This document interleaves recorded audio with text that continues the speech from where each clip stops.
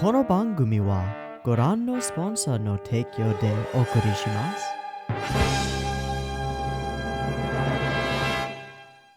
Alrighty, welcome everyone. I'm Teeaboo and I am here for Mobile Suit Zeta Gundam episode 33, The Messenger from Axis.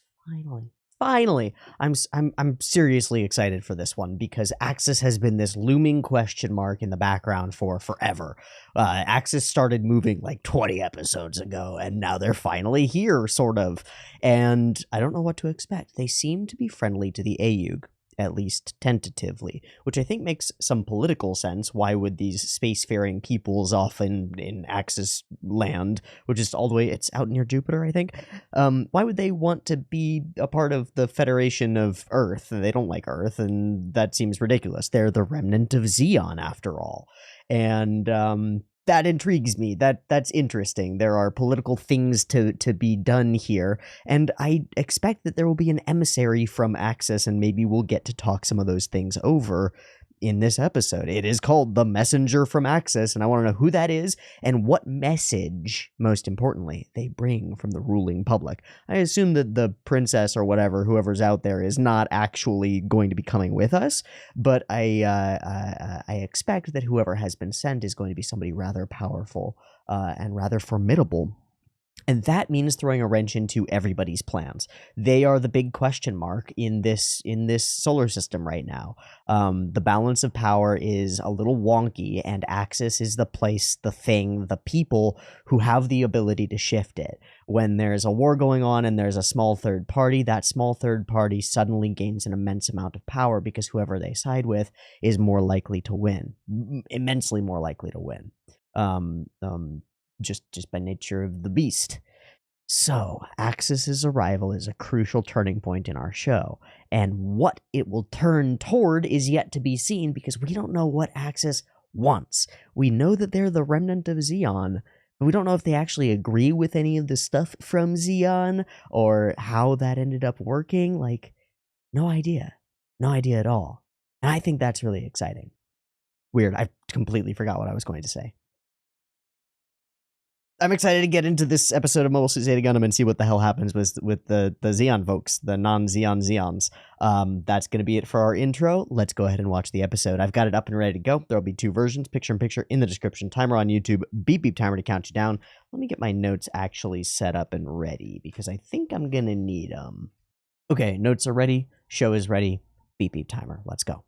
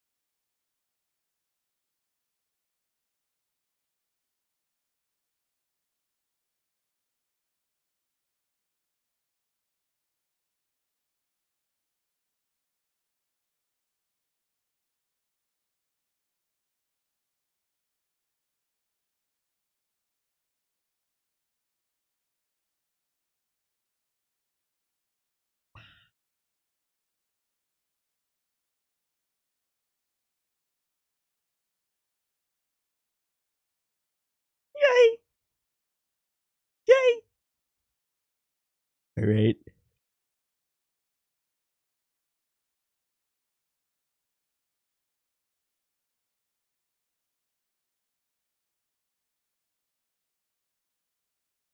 Is that the ship name?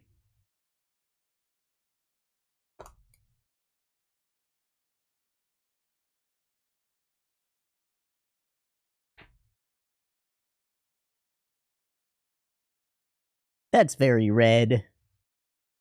Sort of similar to, what was it, the Marasai? I might be thinking of the wrong ship. Been so many ship names.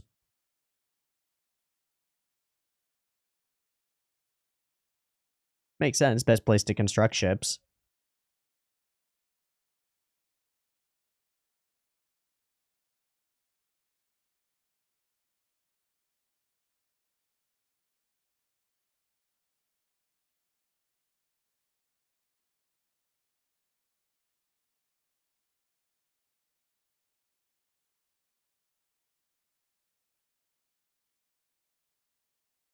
Ooh.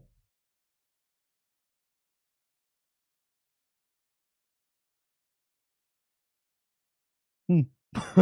Okay. All right. This is our ace negotiating squad. And they're bringing Camus. Oh. Well. It couldn't be. That's a pink-ass suit. Probably a manly man that rides that suit. That's great. That looks so great. I love how dinky the shuttle looks. It looks so dinky. Hello. Money. Hello. All right. So I've heard that name, but I don't know anything about her. So great. Oh yeah, we bring Camille, and he's immediately going to fall in love with the negotiator. Ah shit. Ah shit. Man, familiar uniforms, eh? So it looks like some things have been kept the way they were. I assume the imperial authoritarian power structure is the same as well, right? There's probably an empress person or something like that.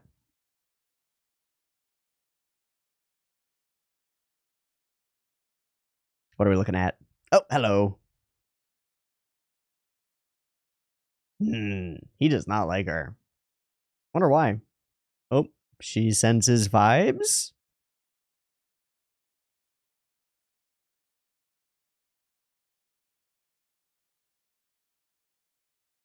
That's me. Oh, it's not her. Okay. The chief representative is whom? They're behind these big old doors. That's a motherfucker of a door. What the hell?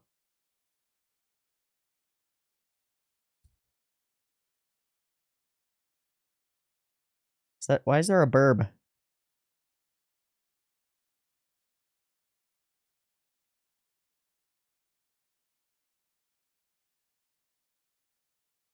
Times have not changed there. She's here?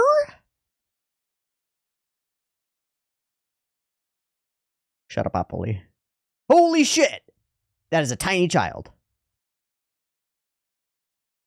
Primogeniture. Is that Dozel's?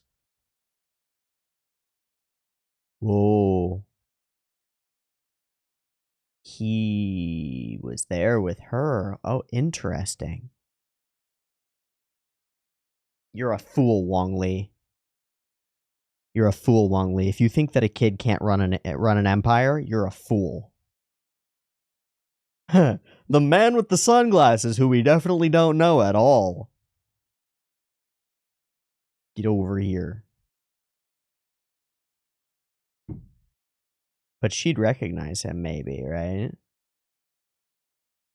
Are we gonna expose him in front of everybody? That would be crazy. I mean, everybody really already knows, so who cares? Oh, hi.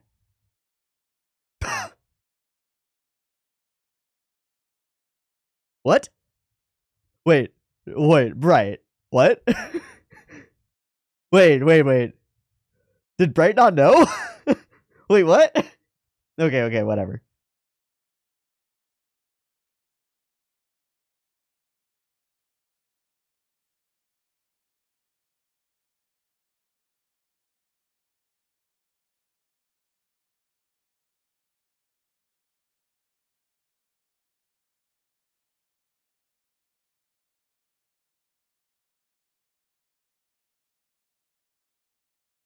Is she just parroting lines?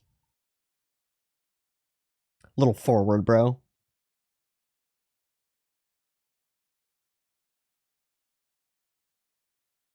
Ooh, this is about the girl.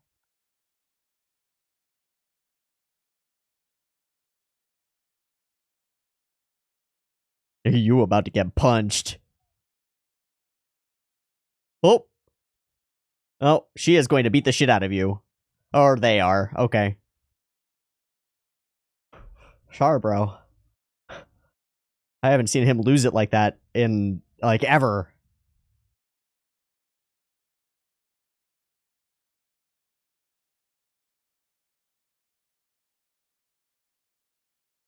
Well, suddenly things are complicated, huh?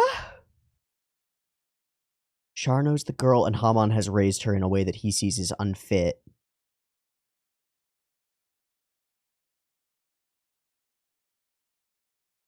He should have just restrained himself and kept it together. Interesting, interesting. No.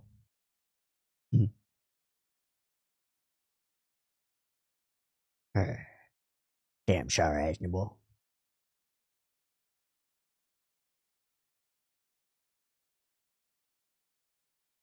Hmm. Hmm.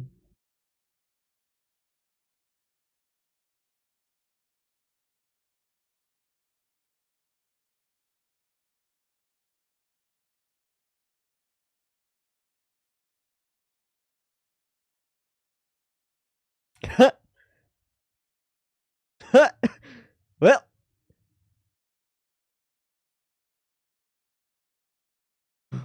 Clonk. Yeah. Hey, buddy. You just walked into a cell full of people and turned your back to a bunch of them.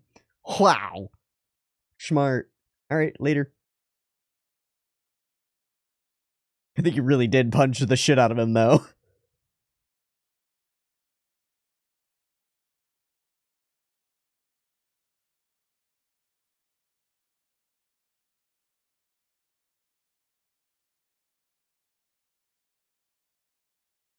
We'll see. We'll see. Char's got interesting priorities in this situation. I don't know what his priorities are.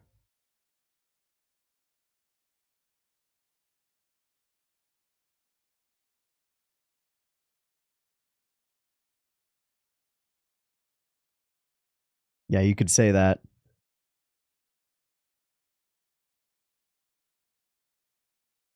I doubt it. Their leader is female.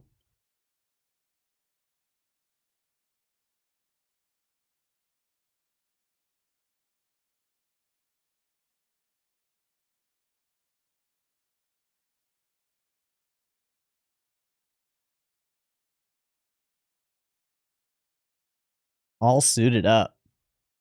Ready to go. He's gonna try to kill Haman Karn? Interesting. What did she do to him?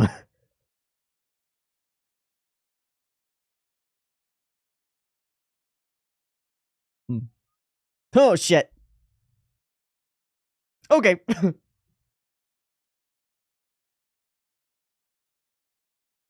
Wait.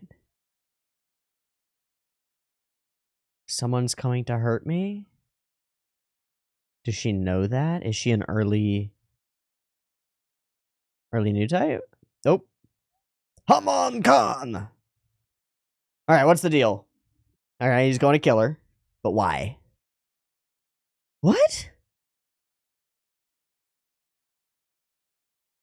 Yeah.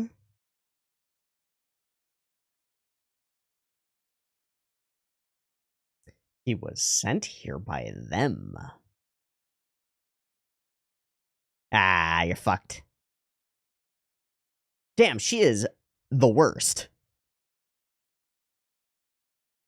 Oh.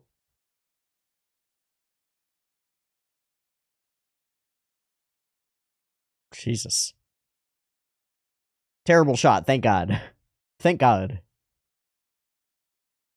Yeah, what's going on, Char? You got another half an episode, come on. What's going on? I mean, has it already all been explained? I guess maybe. Is it just about Minerva?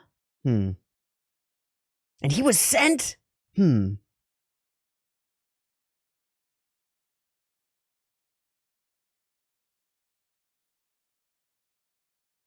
Aww. Gonna do a thing.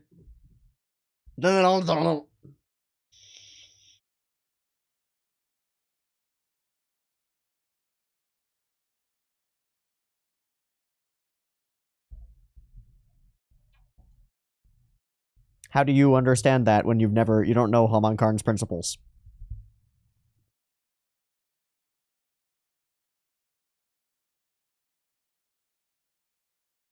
I mean, he tried to wipe him out. Anymore. Dude, that's so not true. Oh, okay. I mean, it is true. I was never actually their agent, is the idea. Ooh, that was a cool cut. Oh, that was a cool cut, too. This episode's really nice. Like, really well put together.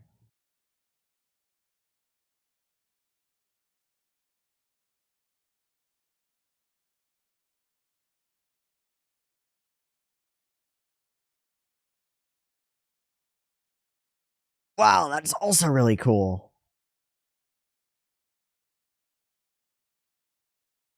Gosh, these are great. Brutal.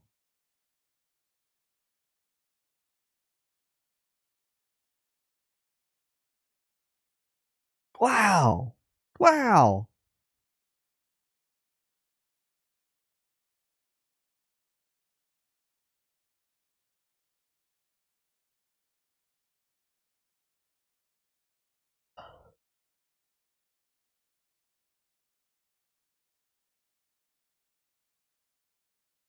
Oh, yeah.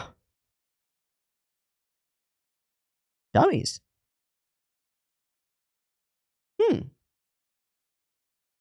Yeah, can we get a size comparison? I'll talk about it later. Oh.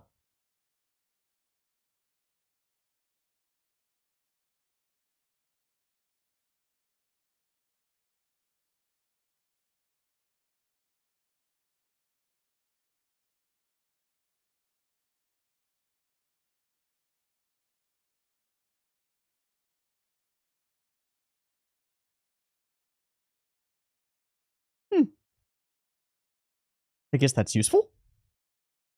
Damn sure. Ha ha ha ha. Haman Karn's got big "I'll get you next time, He-Man" energy.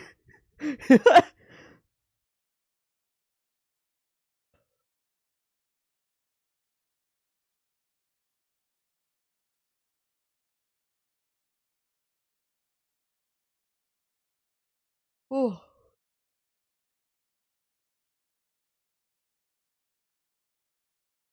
Yeah. Yeah, maybe.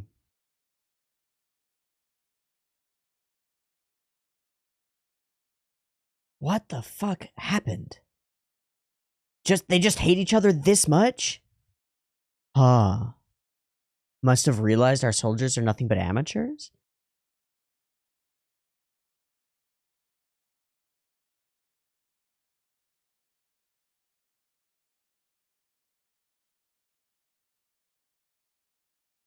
Hey?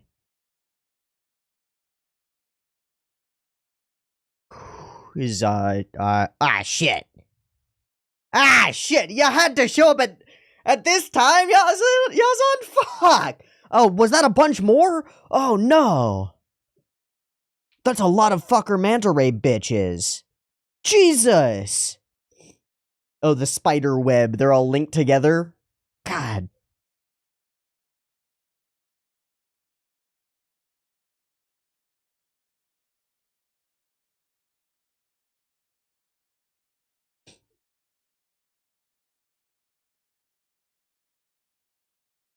That's a fucking hell of a gift, bro. That's a hell of a battleship, too. Huh. Ah. Yes. Nope. No. Hands off, bro.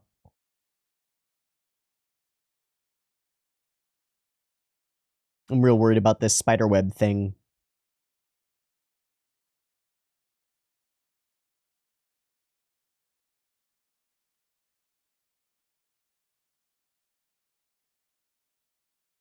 I'm worried about Rekoa. We had that conversation earlier about her getting into troublesome situations. I'm worried about her.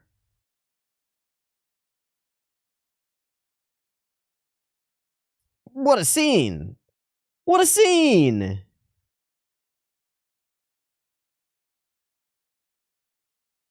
That was also amazing.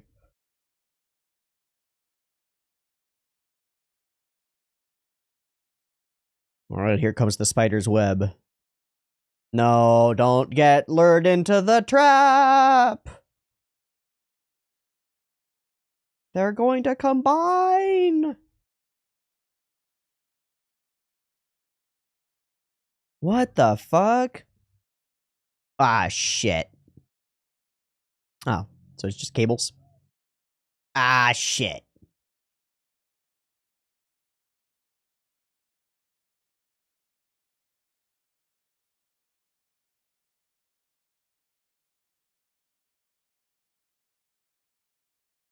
Okay.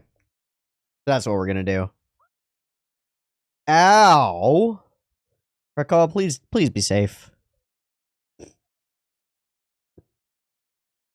Maybe don't. Yeah. 5 points of damage, slashing damage to a net. It works. Alright, everybody shows up. All will be well? Whoa, that slide away, that was awesome! Alright, this is a red episode.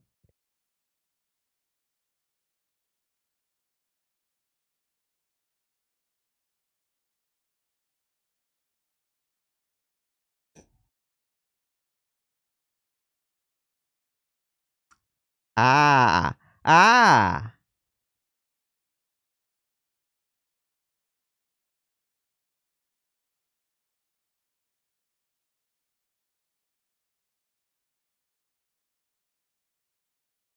What just happened? We're gonna have to go through that again. Alright, we're peacing out. Thank God. That was close. What was that moment of recognition from her? Right before he struck and missed. Jesus, there are so many cool cuts in this episode. Oh! Sweet. The reinforcements. Yeah, get the fuck out of here, Yazan. You opportunist bastard.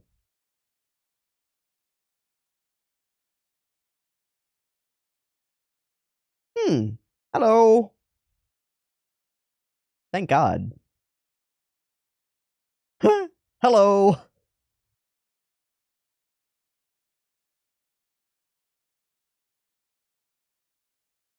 So everybody arrives. And there's still a gigantic Xeon battleship. Battle cruiser. Thing.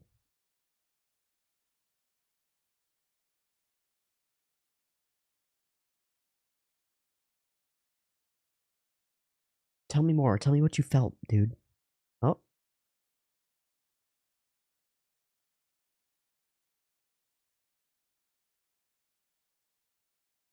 That what?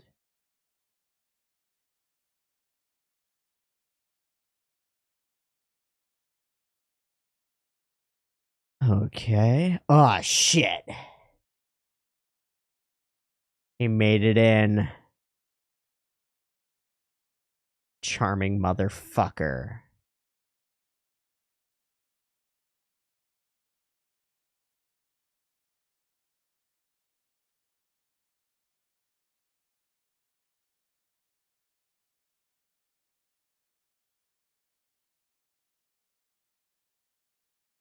Clowns? I would underestimate. Pouchmas Sirocco at your own peril, Halan Karn.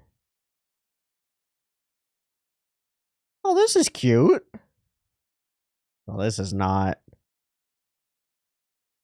Sad Rakoa is sad. And injured.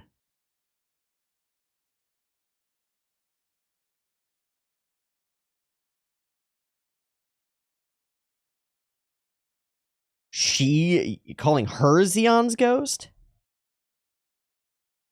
Yeah, that did not go well. Fuck! Shit! Well, everybody loves an underdog story. I guess we needed to double down on the underdogness.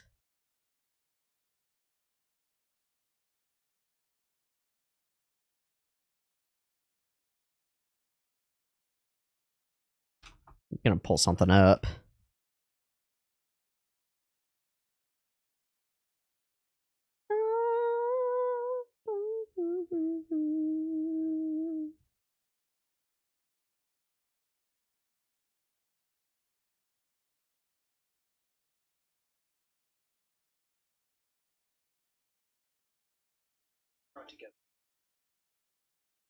Ah.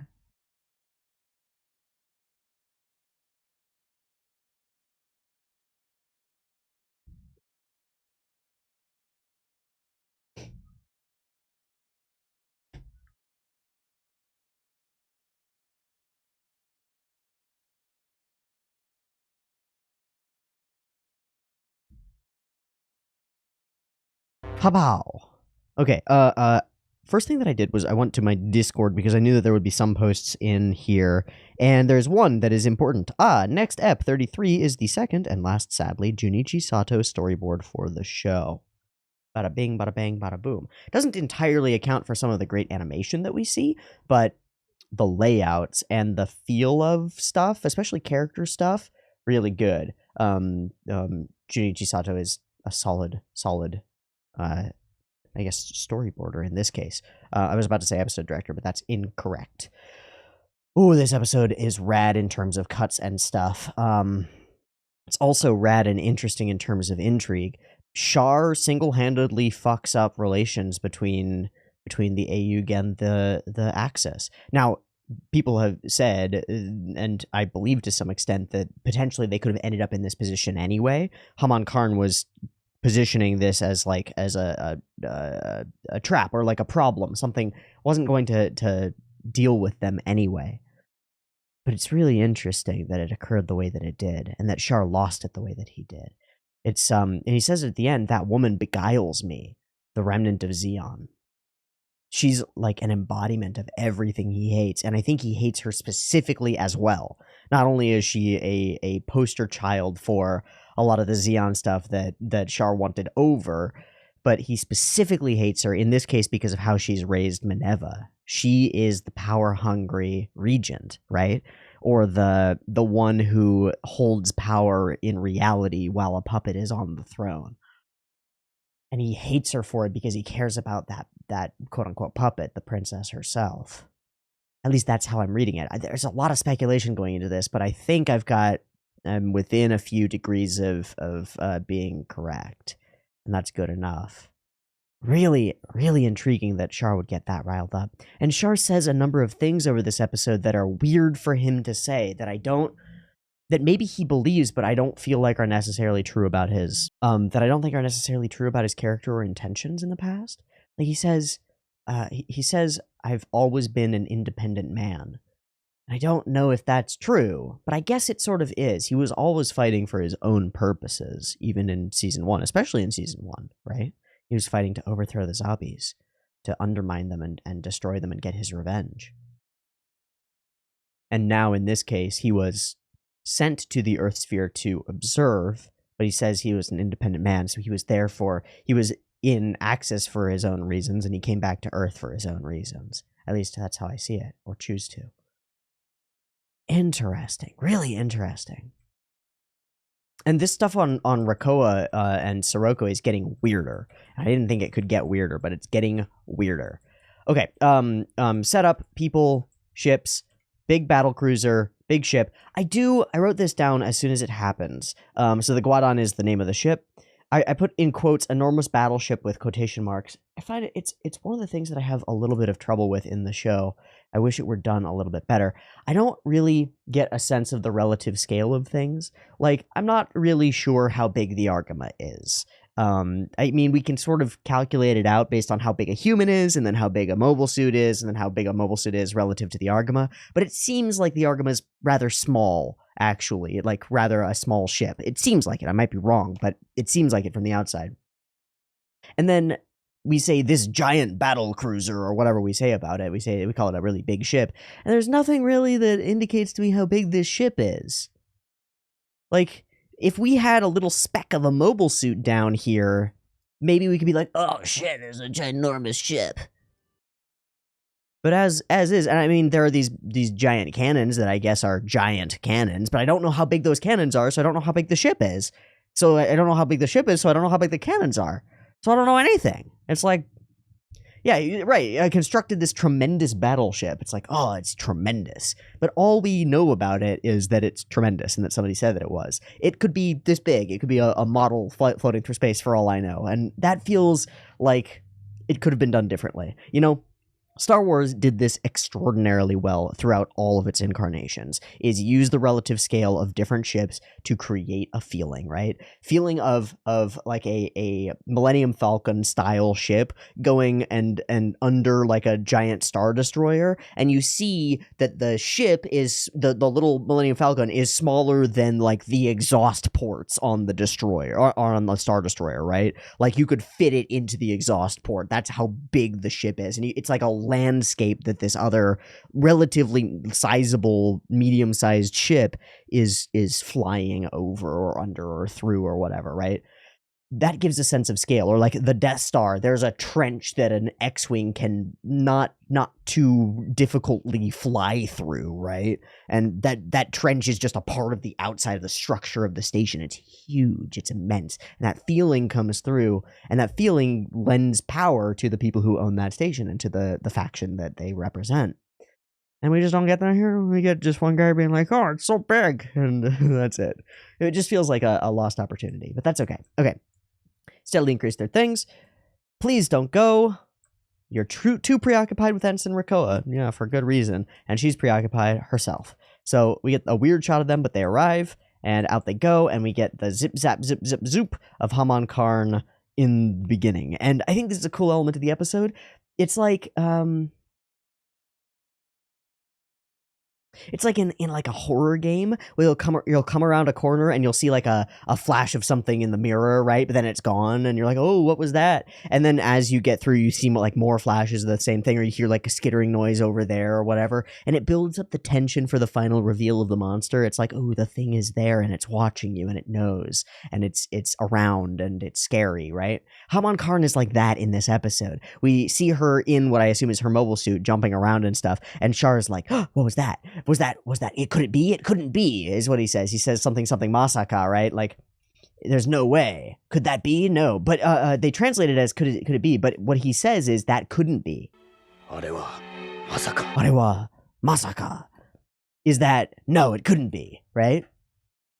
And we see her like leap around in her mobile suit for a little bit, but it's just freaking us out a little, right? She's not actually there yet. And then we see her, a flash of her on the balcony. She looks at you, and the spooky apparition flicks her hair in a way. It's fun. I think it's fun. I think it's a cool idea. We set up this ginormo door, which is some crazy shit. And first we introduce her. There's a real power to that big old door, isn't there? And Camille is immediately like, girl, oi. There's a real power to this double giant door that we open. And all the faces that we show, especially Apolly, who is not capable of holding his shit together, just pogging out in the background. This is no doubt the Zabi family. Don't these people realize that times have changed? Times don't change in a place where the power structure is entrenched. Nothing changes. Everything stays exactly as it should be, exactly as it has always been, exactly as tradition demands. The legitimate successor of the Zabis, I introduce to you Princess Minerva Zabi. Minerva, and he's surprised by this. How could they name her their leader at such a young age? This child was brought up within the asteroid belt following the fall of Xeon, and he has specific memories of playing with her as a teeny tiny 2-year-old girl.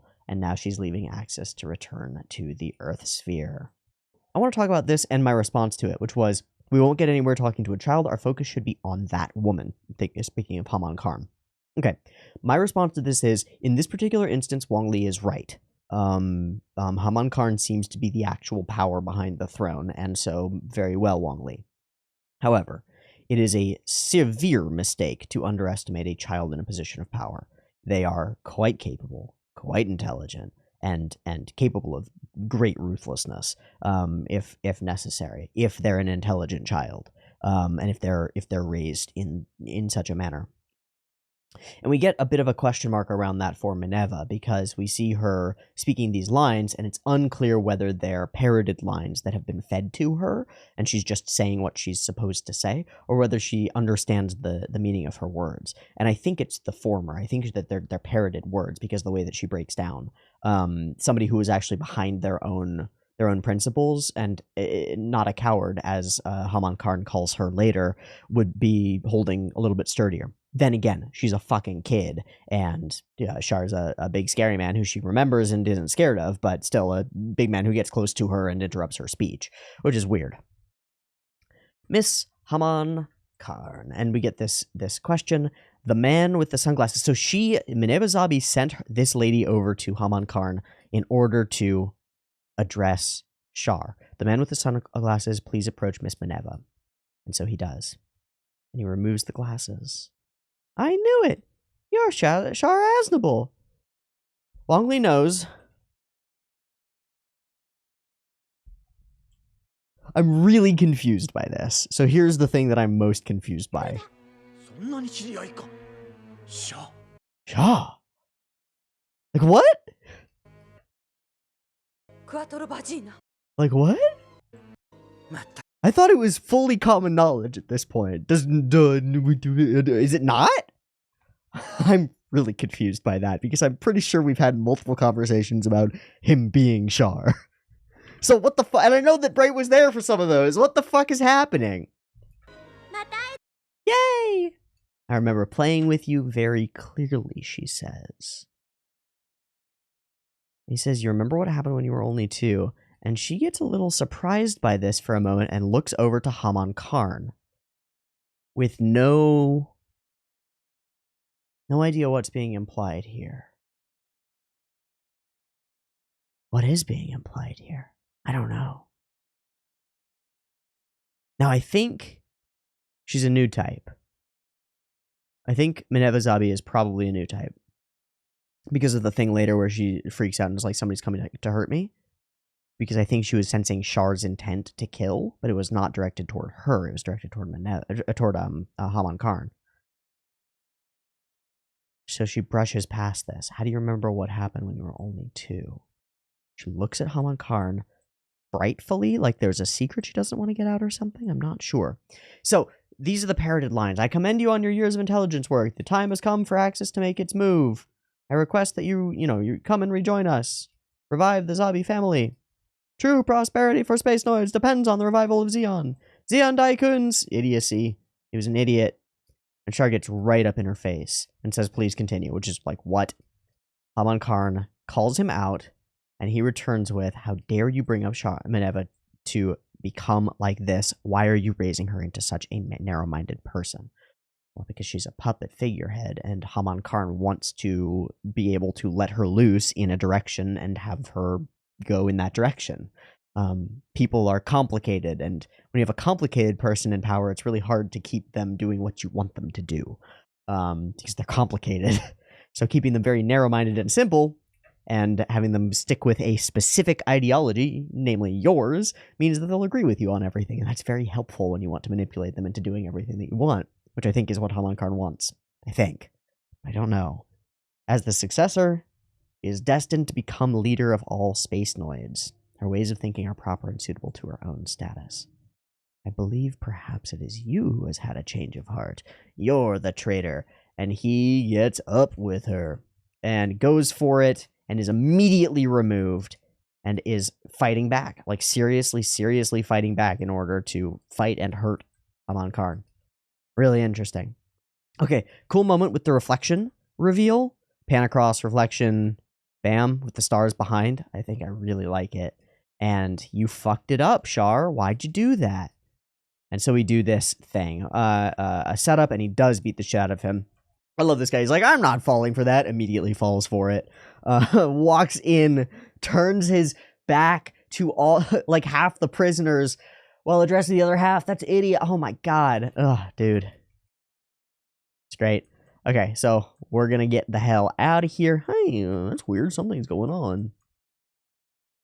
Alright, we're gonna go do this, and he's gonna go kill Haman Karn. Where is she? Steals himself a normal suit, and what we get, to me, is old Char. In a lot of ways. You know?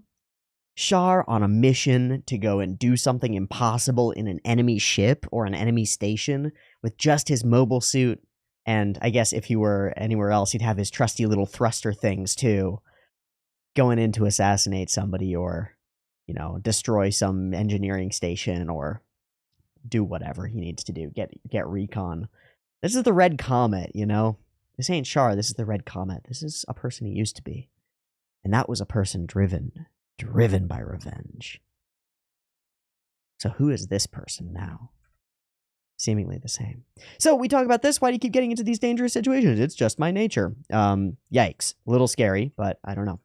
Someone's coming here to hurt me. I don't think so. What is this? Is she just a panicking, anxious young girl? Maybe. But this plus the memory thing, maybe, just maybe, there's something special about Minerva Zabi. Would make sense. She is a Zabi after all. Please get Haman. Please get Haman. So she says Miss Minerva's cowardice is a problem. And we stop here. Hello. Hi. So you are betraying us, Char. I have never, not once, betrayed anyone. Haman. I suppose if he indicates that he was on one path the entire time, and that it wasn't betrayal because he was never on your side. He was always just a spy, right? Still seems like a betrayal to them. You were a spy, right? Or an infiltrator or whatever you want to call it. I sent you to observe the Earth sphere because of your exploits during the 1-year war. You can't get away. Pathetic. And it's true. You really can't. And then some shit goes down. We get some crazy blaster fire. And what the hell is wrong with you, Char? Why'd you do all this shit? You're crazy. Okay, Ensign Rakoa gets injured. We start having these moments of really good faces. And I'm going to say, though I don't know that it's true, I'm going to say that this is some Junichi Sato touch. The way these characters, the way he moves around her, the way she shifts back and forth. The character animation in this episode is stellar. I think. And the facial designs are stellar as well. This kind of stuff as well. There are a number of scenes with people floating through 0G that I think are spectacular. This one is really cool. We get this physics sim of these tube things, neom, and then immediately in the next cut we get this physics sim of this floating man's getting knocked around in 0G by those things. Then we get this scene where we get these people floating around, which is pretty cool. And, I mean, normal, but pretty cool. We start getting these really striking moments of contrast with the lights and the spotlights in the darkness. And then we get this scene, which is another physics sim of a flying person who gets hit by a shot. And then we start seeing his, the spotlight comes on, and so we get a shadow, which produces this great feeling of like real physicality to it, as he spins over his own shadow. I mean, it's really simple, but it's also super complicated to do a shot like this. And then as he lands and hits, pulls his legs underneath, it feels just right. Some really cool moments. This moment feels like a moment in Gits, I think. Or maybe I'm thinking of Gits in Ghost in the Shell. Blam, blam, blam. Brutal. And really cool framing, I think. The framework here, and then him coming around, and then the frame that we actually use of Char is like James Bond coming around a corner. Blam, blam, blam. It's really cool. This feels fantastic. Each of these characters is moving. Blah, blah, blah, boom. And then the explosions that happen immediately after are some of the the least interesting part, and still there's a really cool part as we get this guy flying around in this explosion, woof, whipping around that direction. Super cool. And whoosh, and they're launched. All right. So the launch happens. They start deploying these dummies. Shar Aznable, he must have realized our soldiers are nothing but amateurs. They're putting on a big front. There's nobody for them to go to war with out there. There's nobody for them to fight. They're not veterans or trained soldiers. They might have a lot of tech and a lot of people. I don't even know if they have a lot of people. They don't have a lot of warriors. And that's pretty interesting. And so he realized he could get out, I guess. All right, we won't need to sortie because they'll deal with each other. Motherfucking Yazan, why now? You just gotta pick the worst time. I really like this scene because it's a great set of reveals. It's like, what's going on? Ah, shit, it's a bunch of these fucking things. Ah, shit, it's one of those fucking things. Ah, shit, it's 3 of those fucking things. No. And then they run out this spiderweb talk. Ah, yes, the spiderweb. It's gonna be a bad time for them. And Patmus Sirocco moves in for the kill. Not the kill, but for the prize. An alliance with Access. Fucked up.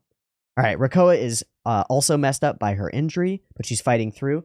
This is one of the coolest battle scenes, I think, that we've had ever. I really like this sequence here.